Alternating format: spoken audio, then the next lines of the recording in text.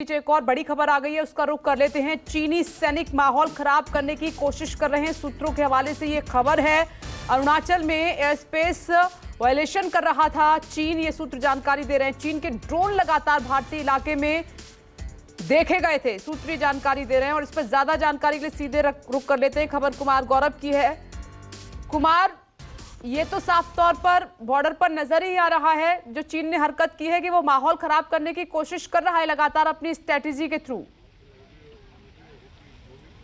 देखिए, बिल्कुल पिछले कुछ समय से ये लगातार रिपोर्ट्स आ रही थी और जो सरकार के सूत्र हैं वो बताते हैं कि लगातार चीनी ड्रोन्स जो है वो भारतीय एयर स्पेस का उल्लंघन करने का प्रयास कर रहे थे, लेकिन सरकार ने भी माकूल जवाब दिया है। और फाइटर जेट्स जो हैं, पिछले एक महीने में 3 से 4 ऐसे मौके आए हैं जब फाइटर जेट्स उड़े हैं और कहीं ना कहीं चीन को ये मैसेज दिया है कि उनकी निगाह लगातार उन पे बनी हुई है और उसके बाद ड्रोन्स वापस गए हैं। तो पिछले कुछ समय से ये लगातार दिख रहा था और एयर स्पेस के वायलेशन का भी मामला है। तो इससे ये साबित होता है और सरकार के सूत्र ये बताते हैं कि पिछले कुछ समय से लगातार चीन इस तरह का प्रयास कर रहा था, लेकिन उस वक्त भी उसे माकूल जवाब दिया गया था। लेकिन उसके बाद जब जमीन पे दोनों तरफ के चीनी सैनिक आक्रामक हुए तो भारतीयों ने जवाब दिया है। ज्यादा नुकसान चीनी सैनिकों को हुआ है। लेकिन हाँ, एक बात जो लगातार इसी में राजनीतिक तौर पर चल रही है कि आखिर 9 तारीख की ये घटना है तो आज तक ये बात दबी क्यों क्यों रही। सरकार ने खुद क्यों नहीं, संसद जब सत्र में है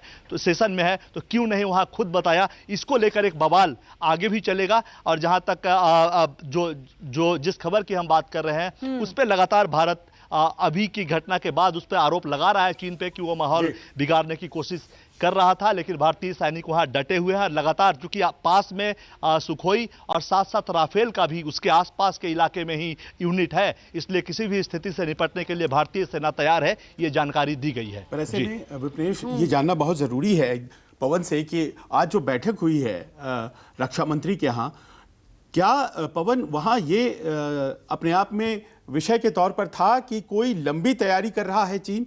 ये कुछ ऐसा मामला नहीं है जिसमें ध्यान भटकाने की कोशिश हो रही है। आज की तारीख में चीन अपनी समस्याओं से दो चार है।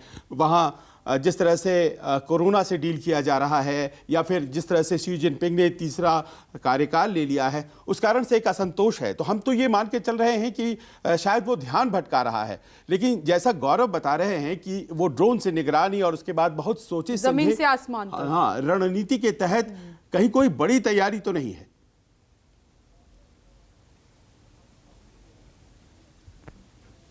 बिल्कुल संजीव, आपको बता दें कि चीन को लेकर के इसमें कोई बात नहीं था। बात ये था, रक्षा मंत्री ने ये पूछा कि हमारी कितनी तैयारी है। उनकी तैयारी को छोड़िए, क्योंकि वो हमेशा उकसाने की कोशिश करते हैं, हमेशा युद्ध के लिए ललकारते रहते हैं। तो क्या हमारी तैयारी पहले से ज्यादा अपडेटेड हुई है? क्योंकि लगातार हम युद्धाभ्यास कर रहे हैं। कुछ दिनों पहले बीआरओ की तरफ से एक प्रेस कॉन्फ्रेंस किया गया था, उसमें यह बताया गया कि सड़कों का जाल वहां पर बिछा है। यानी अगर ये कहा जाता था पहले, अगर 5 साल पहले की बात करें, 7 साल पहले की बात करें तो बड़ी दिक्कत होती थी हमारी सेना के वाहन को वहां पर पहुंचने में। लेकिन 40,000 करोड़ का इंफ्रास्ट्रक्चर पूरे अरुणाचल प्रदेश और एलएसी के आसपास का जो बनाया गया, उस तैयारी को लेकर के पूछा गया कि हम कितने तैयार हैं, क्या अपडेटेड हैं। और ये जो घटना हुआ है, ऐसा नहीं कि ये घटना हुआ था आगे नहीं हो सकता है, आगे भी हो सकता है, आगे ना हो उसके लिए हम क्या प्रयास कर रहे हैं और कितने हम जो है उस चीनी सैनिकों पीले को जवाब देने के लिए हम तैयार बैठे हैं। जी पवन। नमस्कार, मैं हूं मानक गुप्ता।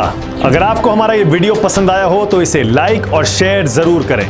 और हां, हमें सब्सक्राइब और फॉलो करना ना भूलें ताकि आप देश और दुनिया की कोई खबर मिस ना करें। तो जुड़े रहिए हमारे साथ और देखते रहिए न्यूज़ 24।